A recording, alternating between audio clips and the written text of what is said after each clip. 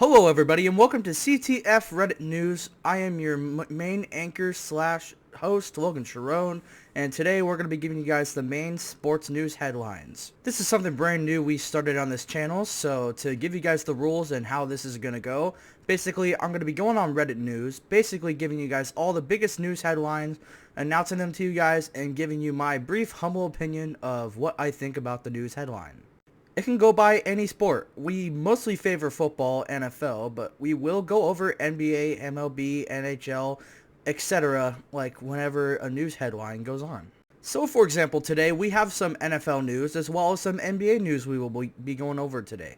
Another thing, if something happens during the middle of this video and editing process, I will be giving you guys a red alert and basically announcing the news that was announced today. So now that you guys know all the rules, just get settled in, get your popcorn ready, and let's get ready for some sports news headlines. Alright, so let's start off with the most recent news we got today, and is that it is official. The New Orleans Saints have finally found their new head coach, and it is none other than former offensive coordinator from the Super Bowl champion Philadelphia Eagles, Kellen Moore. As a professional anchor as well as a Saints fan, I am optimistic to see how he will fit in with this new scheme that he's going to be going for. Don't expect anything huge to go around. Don't expect anything like with like a 8 to 9 win record. This is basically a rebuilding year. Hopefully this will be the start of our rebuild that we've been wanting for so freaking long. And honestly, we needed somebody for offense, and he's a really great coach when it comes to offense, so I think he will help our offense tremendously.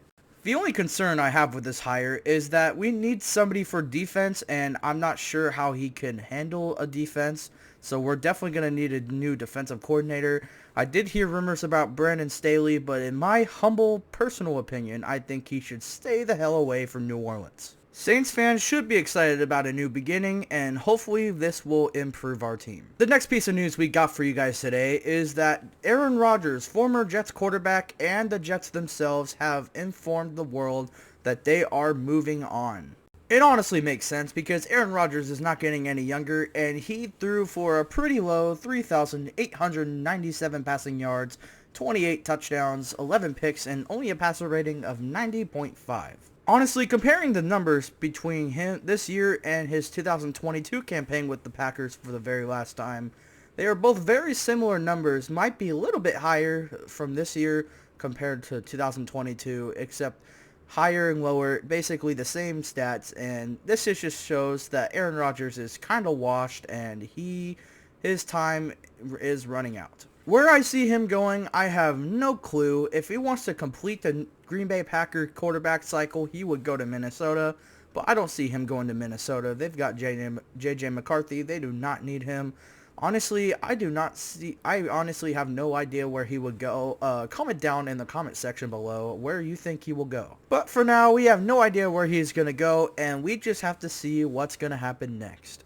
Next piece of news we've got is also coming from the NFL, and is that former Niners receiver Deebo Samuel is requested a trade from the Niners, so it's looking like the Niners and Deebo are moving on as well. Deebo Samuel is coming off the worst season of his career with a whopping 670 receiving yards and only 3 touchdowns on the year. Not only has he not been productive on the field, he has also caused problems in the locker room off the field, where he started some problems with the special teams during the middle of the season, and it just has not been going over well for him right now. Like, this is a trade that must happen. Even though deep down in my mind, I still think Deebo Samuel is a talented player, I still think he has overstayed his welcome in San Francisco, and it is time to move on between him and the team. Where I see him going, I can see him going to the Los Angeles Chargers. I feel like he could fit well over there. I feel like he'd be a good second piece with Ladd McConkey, because the rest of their receiving group is pretty bad, and honestly, I think a duo between him and Ladd McConkey could do some good. I could also see a receiving trade between him and the Rams, where the Rams could get Deebo Samuel, and then the Niners can get Cooper Kupp in return. I feel like that could be a very good trade, because they're pretty both similar right now, other than Deebo's off the field locker room problems right now. Deebo is very fast, and he is talented, but he cannot stay on the field. Cooper Kupp is also very talented. He has great hands, and he's a great route runner, but he also can't stay on the field, so I think it would match pretty well. But just like with the Aaron Rodgers news, we have no idea where he's going to go right now, so we just have to wait in the future to see what is going to happen. The next piece of NFL news we've got here is that the Chiefs, after their Super Bowl loss, Chiefs fans and Swifties have turned their heads to Eagles safety C.J. Gardner-Johnson's mother to give them quote-unquote fake bad reviews on his mother's restaurant. They are all very similar reviews saying how the restaurant had terrible customer service, the food was terrible, and it is a flat out bad restaurant to go to and the public should stay away from it. If you were to ask me, I would say this is very loser behavior. Like this is a very bad look for Chiefs fans and Swifties. Like this is not a way to handle your loss. I know this was a hard loss at the Super Bowl, but at the same time, you almost had a three-peat. You have several Super Bowl wins, so instead of acting like babies about this, maybe build your team next year and move on and try to get back next year instead of doing this loser behavior.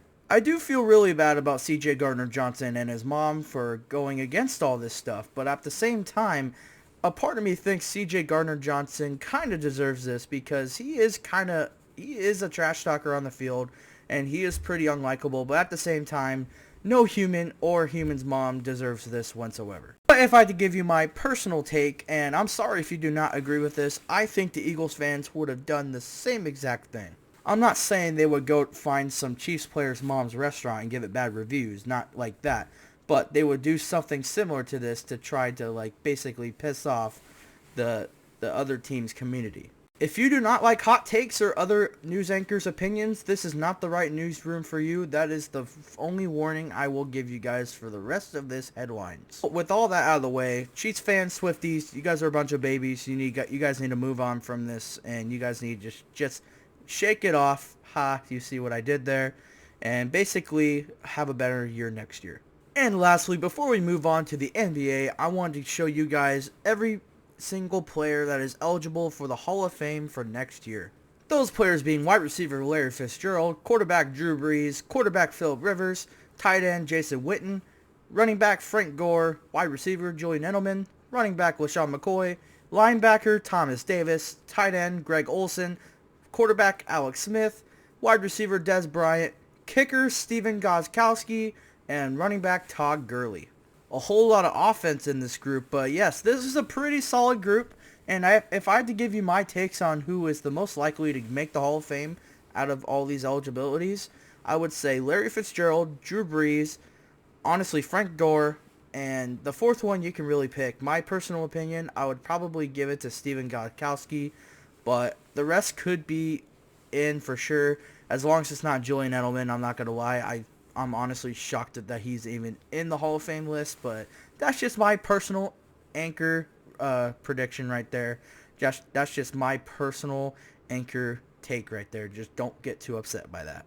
But honestly, this is a very solid group of eligibilities. These are a lot of talented players. I think Larry Fitzgerald, Drew Brees, and Frank Gore should be the only ones that are first ballots, but the rest of these will make the Hall of Fame someday for sure. I am excited to see when that is going to be. Now let's move on to the NBA, where we have Jimmy Butler. He is now officially a Golden State Warrior.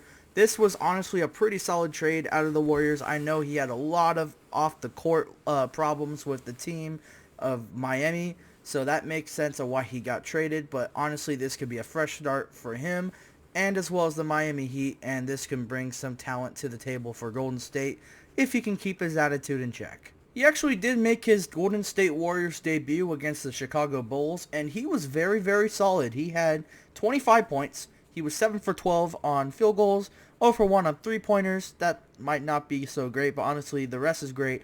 11 for 13 on footers, 4 assists, 2 rebounds, 1 block, and 1 steal across of 29 minutes of game time. That might not be the flashiest of stats, but that is still a very good debut for Jimmy Butler, and we should only expect better games out of him. And if he can keep playing like this, he will definitely help the Golden State Warriors out, especially of where the Warriors are at right now. Around the middle, but they're still fighting for a playoff spot. So Jimmy Butler can be that last piece that they can have to make a push. Speaking of new team debuts, we also got Luka Doncic making his first debut as a Laker last night against the Utah Jazz. I can't show the video because of copyright reasons, but he had a total of 14 points with a total of 5 rebounds and 4 assists with 14 minutes of game time. I know he didn't play for that long, but that's just because he's been coming off of an injury. So honestly, this is smart by the Lakers, and honestly, like, he's a huge piece to that team. But even without him, the Lakers are still a very good team, and I can see the Lakers going very far this season. But very solid debut by Luka. I know it wasn't that long, but for his first game, it is very, very good. And lastly, let's talk about one more debut, and that is De'Aaron Fox with the San Antonio Spurs. He's actually played a couple games with the Spurs now, but the first game he played with the Spurs was against the Atlanta Hawks, and he was very, very good. 24 points, 5 rebounds, and 13 assists, and 3 steals, and he played a ton of game time. I couldn't see how much he played, but he played almost the whole game. He was absolutely spectacular, and he is a huge piece to that San Antonio team. As a Sacramento Kings fan, I still really miss him, but I am just glad that he is doing great things for another team. At least it's not a division rival. It could be worse. So seeing him on San Antonio does put me on a smile on my face, and I'm just glad to see him doing great things with a new team. And there you guys have it, folks. Those were all the sports headlines we had for today. If we missed any sports headlines today, don't forget to comment down below and let us know down in the comment section of which sports news we missed, and I will react to it for you. Don't worry, I've got your back. I hope you guys enjoyed this brand new news broadcast. Don't forget to comment down below on if you're excited for future sports broadcasts below. Don't forget to comment, like, subscribe to the CTF Sharon Talks Football YouTube channel. And don't forget to click the notification bell so you don't miss any of the sports news broadcasts in the future. I am your host and anchor, Logan Sharon. I will see you guys next time, and have a great day, folks.